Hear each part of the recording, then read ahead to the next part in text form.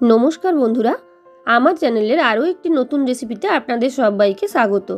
তবে আজকের রেসিপি কিন্তু একটা নয়, একসঙ্গে শেয়ার করব দুটো রেসিপি। তবে রেসিপিগুলো অনেকেরই পছন্দ নাও হতে পারে, কিন্তু এই বসন্তকালের জন্য ভীষণ উপকারী দুটো রেসিপি।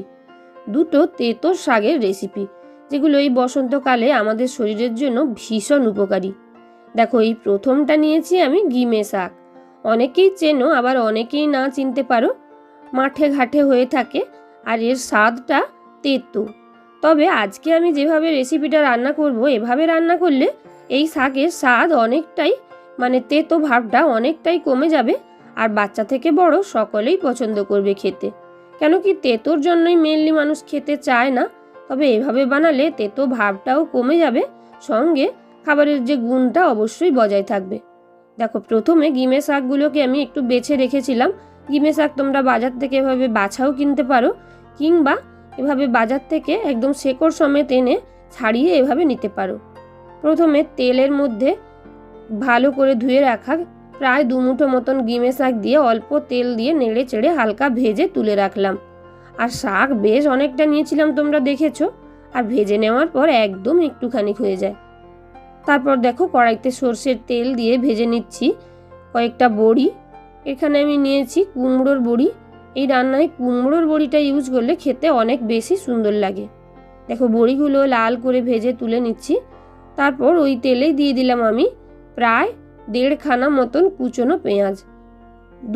দুটো বড় পেঁয়াজ কুচিয়ে রেখেছিলাম, তার থেকে প্রায় 1.5 খানা মতন পেঁয়াজ আমি দিয়ে দিলাম।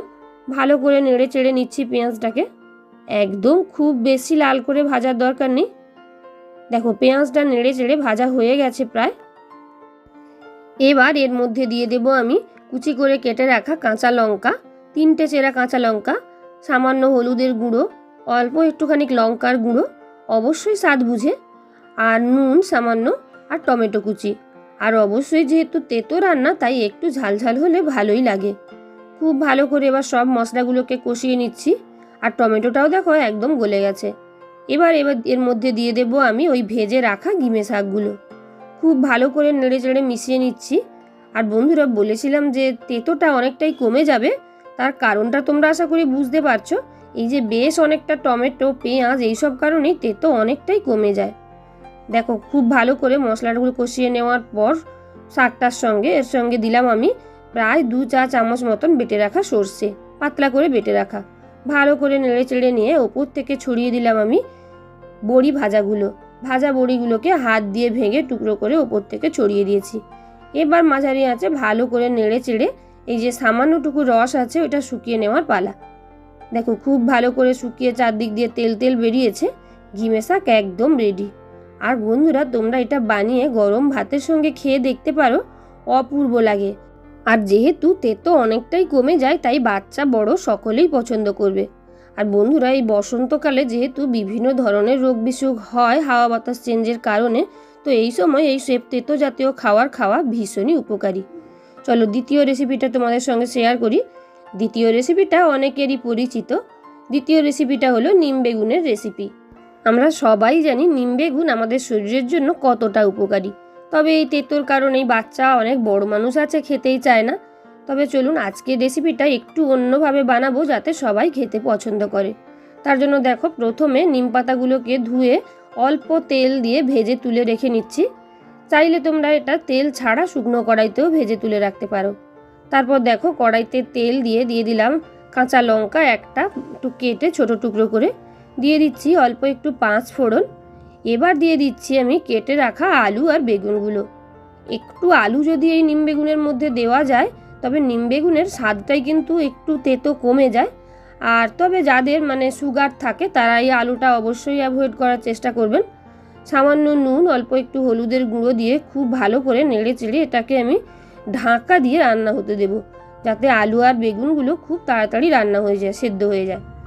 আর যদি আলু বেগুনগুলো সেদ্ধ না হয়, সেক্ষেত্রে একটু জলের ছিটেও দিয়ে রান্না করা যেতে পারে।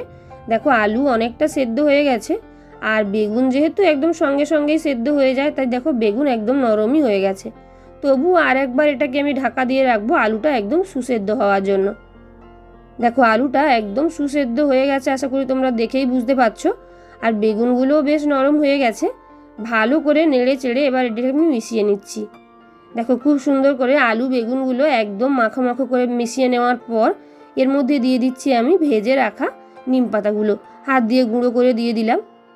খুব ভালো করে এবার এটাকে মিশিয়ে নেব।